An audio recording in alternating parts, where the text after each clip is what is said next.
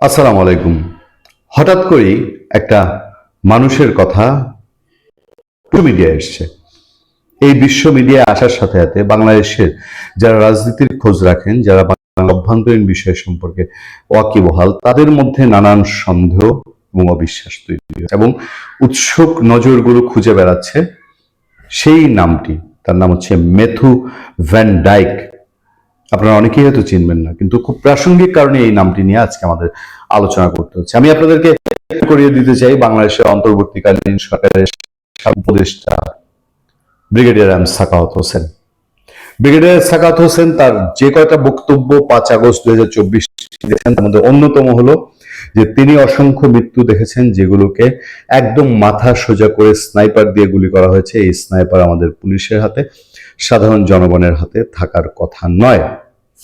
আরেকটি বিষয় তিনি খুব জোর দিয়ে বলেছেন, তিনি বলেছেন এমন কিছু ফ্রেজ, এমন কিছু ছবি তার কাছে আছে, এখনো আছে। তিনি বলছেন সেই ছবিগুলো, সেই মানুষগুলোর গড়ন গাড়ন, দেহ গঠন, বাহ্যিক লুক, সেইটা আমাদের দেশের নাগরিক হিসাবে মনে হয় না। আপনাদের সেই বক্তব্যগুলোর মনে আছে কিনা? ভারতে বেশ কয়েকজন লোক ধরা পড়েছে। যারা খবরটা জানেন না তাদেরকে আমি একটু খবরটা জানিয়ে নিই, তারপরে আমি বাকি বিস্তারিত আলোচনা করছি। তার নাম ম্যাথু ভ্যান ডাইক। তিনি মার্কিন নাগরিক। গত 13 মার্চ কলকাতা থেকে তাকে গ্রেফতার করেছে ভারতের জাতীয় তদন্তকারী সংস্থা। শুধু ভ্যান ডাইক একা নন, উত্তরপ্রদেশের লখনৌ বিমানবন্দর থেকে 3 ইউক্রেনীয় এবং দিল্লি বিমানবন্দর থেকে আরো 3 ইউক্রেনীয়কে গ্রেফতার করা হয়েছে। মানে মোট 7 জনকে। জানা গেছে তারা সকলেই ভ্যান ডাইকের সঙ্গী, জঙ্গি প্রশিক্ষণে ভ্যান ডাইকের সহযোগী। সংবাদ মাধ্যমের প্রতিবেদন অনুযায়ী ট্যুরিস্ট ভিসা নিয়ে এই 7 জন ভারতে আসেন, তারপর আসামের গৌহাটিতে যান। দেখেন তারপর কি হয়েছে, তারপরে আরো অ্যাডভেঞ্চারাস। তারা ভারতে আসেন, ভারত থেকে গৌহাটিতে যান, সেখান থেকে মিজোরাম, এরপর সেখান থেকে অবৈধভাবে মিয়ানমার যান। ভারতের সন্ত্রাসবাদীদের সঙ্গে যোগ রয়েছে এমন জঙ্গি সংগঠনগুলোকে প্রশিক্ষণ দেন। মূলত ড্রোন হামলার প্রশিক্ষণ, অবৈধভাবে সীমান্ত পারাপার, কিভাবে আধুনিক কৌশলে সন্ত্রাসবাদী হামলা চালাতে হয়, এইসব প্রশিক্ষণ দেন। তারপর তারা আবার ভারতে ফিরে আসেন। ভ্যান ডাইককে কলকাতা বিমানবন্দর থেকে গ্রেফতার করা হয়। বাকি 6 জন ইউক্রেনীয়কে লখনৌ এবং দিল্লি থেকে গ্রেফতার করা হয়েছে। তদন্ত সূত্রগুলো বলছে গ্রেফতারকৃতরা ইউরোপ থেকে অত্যাধুনিক ড্রোন নিয়ে এসেছিলেন।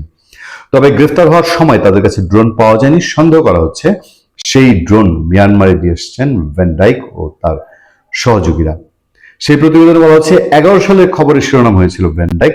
তিনি লিবিয়ার গৃহযুদ্ধে বিদ্রোহী অংশের সঙ্গে যোগ দেন। তারপরে লিবিয়া থেকে তিনি চলে যান সিরিয়াতে গিয়ে তথ্যচিত্র নির্মাণ শুরু করেন। সেখানে তার পয়েন্ট অ্যান্ড শুট নামে একটি তথ্যচিত্র হয়। তারপরে সিরিয়াতেও তিনি জঙ্গি হিসাবে চিহ্নিত হন।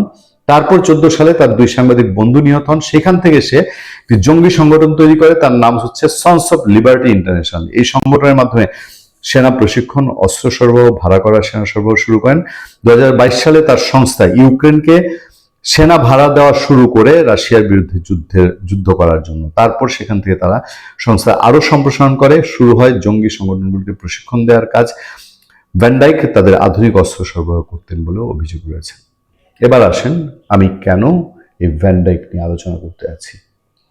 এই যে এই লোকগুলো অস্ত্র সরবরাহ করে, এই লোকগুলো ভাড়ায় খাটে, এই লোকগুলো জঙ্গি ট্রেনিং দেয়, বাংলাদেশে 2024 সালের 5 আগস্ট 3 ধারায় আন্দোলন হয়েছে। বিএনপি করেছে রাজনৈতিক আন্দোলন, এটা দীর্ঘ সময় সে করে এসছে। সাধারণ জনগণ করেছে নির্বাচন থেকে তার নির্বাচনী অধিকার কেড়ে নেওয়ার বিরুদ্ধে আন্দোলন। আরেকটা শ্রেণী, যেই শ্রেণী বিদেশি ভাড়াটিদের কাজে লাগিয়েছে, বিদেশ থেকে কি অস্ত্র এনেছে, স্নাইপার রাইফেল তো আর বাংলাদেশের না। তাহলে কি ভ্যান ডাইকের মতো লোক বাংলাদেশে ইনভলভ ছিল? কারণ আপনারা তো জানেন ডক্টর ইউনূস সহ বড় বড় এই মাস্টার মাইন্ড হুতারা, মেটিকুলাস ডিজাইনের গডফাদাররা, তারা 2020 সাল থেকে বাংলাদেশকে অস্থিতিশীল, বাংলাদেশের সরকার পতনের জন্য তারা বিপুল পরিমাণ ফান্ড নিয়ে নেমেছিল। কেউ কেউ বলেন এই ফান্ড আমেরিকান ইউএসআইডির ফান্ড, কেউ কেউ বলেন ডক্টর ইউনূস নিজেও সেখানে তার জিত থেকে, শেখ হাসিনার প্রতি তার আক্রোশ থেকে তিনি ইনভেস্ট করেছেন। তাহলে 24-এ যারা আমাদের মানুষের প্রাণ নিয়েছে তাদের একটা বড় অংশ, আমি কিন্তু অস্বীকার করছি না যে পুলিশ এবং ছাত্রলীগ আওয়ামী লীগ হামলা করেনি, পুলিশ এবং ছাত্রলীগ আওয়ামী লীগের গুলিতে বা হামলায় কেউ মারা যায়নি, সেটা কিন্তু অস্বীকার করছি না। যেই অংশটা আরো অন্যভাবে রহস্যজনকভাবে মৃত্যু হয়েছে, সেই অংশটাকে মৃত্যুর পুঁজি করে ওই আন্দোলনকে আরো বিস্ফোরণমুখ করে শেখ হাসিনার পতনের পরিস্থিতি তৈরির জন্য কোনো ভ্যানডাইকের মতন ভাড়াটে লোক কি বাংলাদেশে এসেছিল, বা ভ্যানডাইকেই বাংলাদেশে এসেছিল কখনো? আমরা বিভিন্ন মহলে আলোচনা করে এই ধরনের প্রশ্নের সম্মুখীন হই, এবং প্রশ্ন ওঠাটা স্বাভাবিক যে বাংলাদেশে বহু জায়গায় প্রশিক্ষণ আছে, বাংলাদেশে বহু জঙ্গি জেল ভেঙে পালিয়ে গেছে এবং তাদের মধ্যে অনেককেই এখনো পাওয়া যায়নি। তারা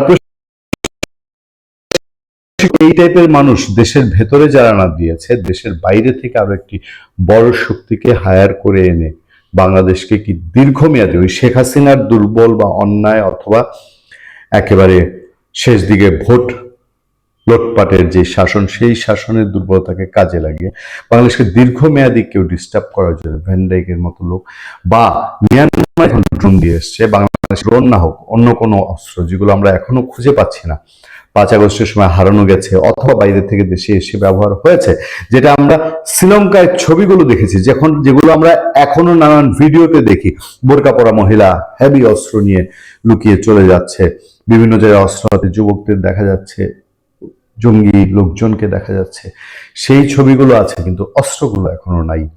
ভ্যানডাইকের মতো কোনো কি সংশ্লিষ্টতা বাংলাদেশে ছিল? ভালো থাকবেন, সুস্থ থাকবেন। আপনার সাথে আমি আতিক রহমান, পূর্ণিয়া।